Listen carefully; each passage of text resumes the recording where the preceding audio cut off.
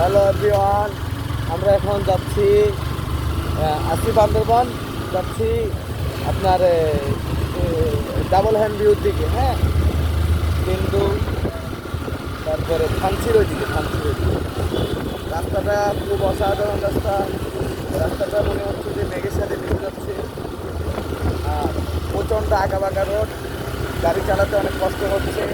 তারপরেও সব মিলে ওয়েদারটা অনেক ভালো লাগছে। যেহেতু বৃষ্টির সময়, পাহাড়ে বৃষ্টির সময় অনেক মজা পাওয়া যায়। আর সেই সুবাদে বৃষ্টিটা মানে ট্যুরটা পারফেক্ট একটা ট্যুর হচ্ছে। আপনি চাইলে দেখতে পারেন উপরে নিচে সব পাহাড় আর পাহাড়, সামনে করার চেষ্টা করা হচ্ছে। দেখতে পাচ্ছেন কতটা খাড়া নিচের দিকে নামতেছি। ঢালু সড়ক এবং ল্যান্ডস্লাইড হওয়ার কারণে রাস্তা একদম পিচ্ছিল হয়ে আছে। বৃষ্টির মধ্যে আসলে একটা উপকার হয়, ঝর্ণাগুলা একদম ভরপুর পাওয়া যায়। ঝর্ণার এখন তো কিন্তু আপনার রাস্তা খুব ভয়ঙ্কর রূপ ধারণ করে। একটা মজা পাওয়া যায়, কিন্তু এরপরও ওভারঅল যারা অ্যাডভেঞ্চার যাচ্ছেন তারা বর্ষায় করতেছেন, যারা অ্যাডভেঞ্চার নিতে যাচ্ছেন। আর যারা নতুন তারা বর্ষা থেকে বিরত থাকুন। তারা শুকনা সিজনে সুন্দর একটি অ্যাডভাইস দিয়েছে আমাদের আশিক ভাই।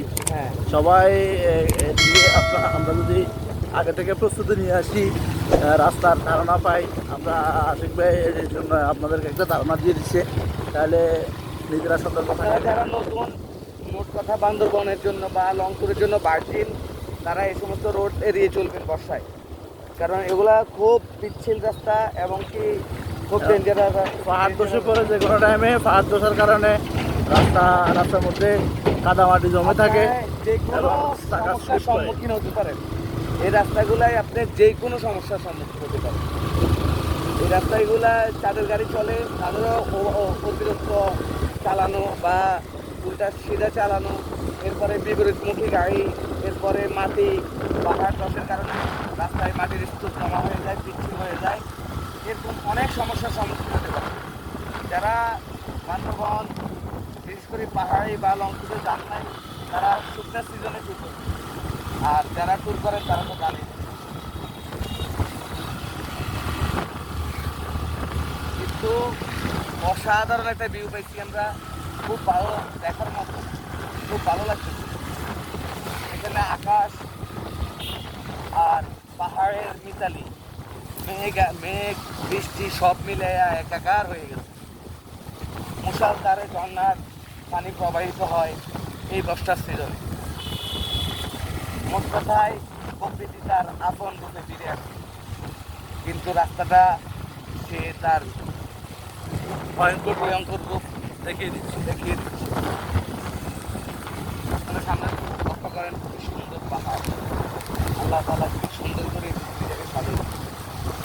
আল্লাহ তাআলা কোরআনে বলছেন সূরা আর-রহমান, আমরা বিশাল একটা পাহাড়, কিন্তু আমরা নিচের দিকে নামতে হচ্ছে, পরে আবার করবে না।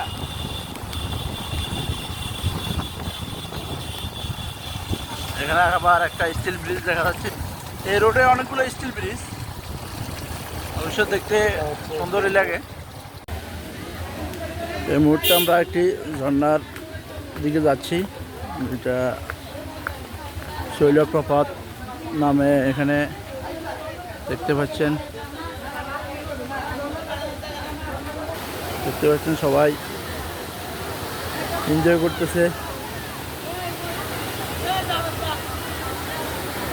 এটা অ্যাকচুয়ালি ঝর্ণা বলাও চলে, আবার একটা খালের মুখও বলা চলে, কিন্তু এরপরেও আমাদের পর্যবেক্ষণের জন্য এটা বিশাল অনেক কিছু।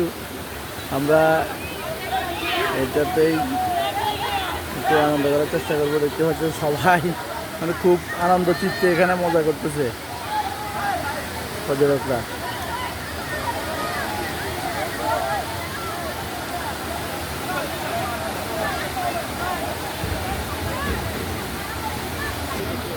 আপনাদেরকে আরও কাছ থেকে দেখানোর জন্য সিঁড়ি বেয়ে নিচে নামতেছি। দেখতেছেন অনেক খাড়া, অনেক নিচে।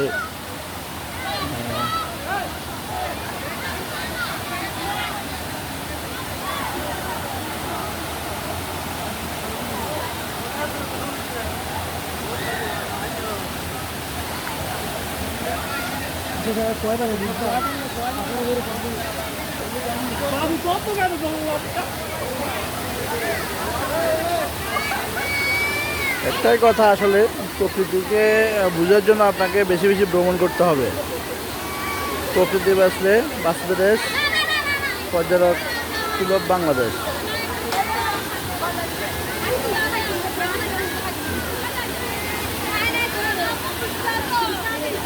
যে কথা আস্তে আস্তে বলছিলাম আপনাদেরকে, যে যখন বর্ষা থাকে তখন আপনার ঝর্ণাগুলা খুব আপনার ভরা যৌবনে থাকে, একদম ভরপুর থাকে, এই জিনিসটা পাওয়া যায়। কিন্তু আপনার শুষ্ক মৌসুমে আসলে আপনি এই জিনিসটা পাবেন না। অনেকগুলো যেগুলো বড় ঝর্ণা সেগুলোতে অল্প পানি থাকলেও ছোটোগুলো একদম বন্ধ হয়ে থাকে প্রায়। তো আসতে একটু আপনার কষ্ট হলেও আপনার পাহাড়ি অঞ্চলগুলো ঝর্ণা দেখার জন্য আপনাকে একটু রিস্ক নিতেই হবে। রিস্ক নিয়ে যখন কষ্ট করে আসবেন তখন আপনার কষ্টটা একদম দূর হয়ে যাবে।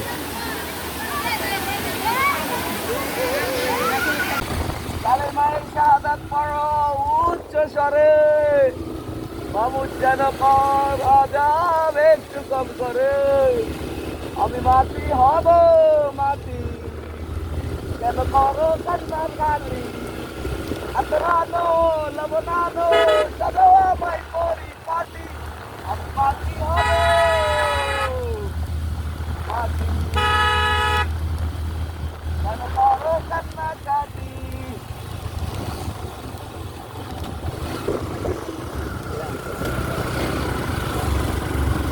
দেখতে পাচ্ছেন এখানে আম বাগান এবং লিচু বাগান। লিচু যদিও শেষ, আম এখনো আছে, হয়তো রানিংয়ে আপনারা বুঝতে পারছেন না।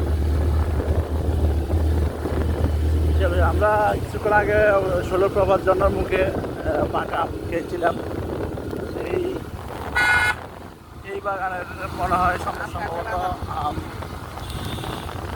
নিচে আবার আনারস বাগান।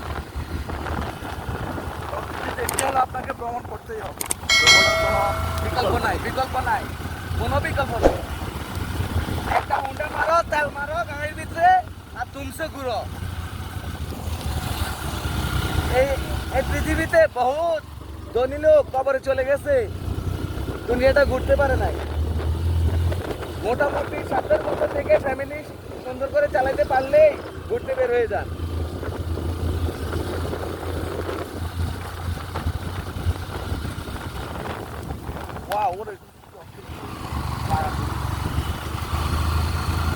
ওই যে মেঘ, ওই যে মেঘ, দেখে না মেঘ, দেখে না কেন মেঘ আসে হৃদয় আকাশে, তোমারে দেখিতে দেয় না, মাঝে মাঝে তবু দেখা দাও, চিরদিন কেন দেও না? ওই আমার বাগান বলা দেখা যাবে না। এই যে সামনে দেখতেছেন বলতে সম্পূর্ণ মেঘে দেখতেছেন, কিছু আর দেখা যাচ্ছে না। ও বুঝতে পারছি, ও আরো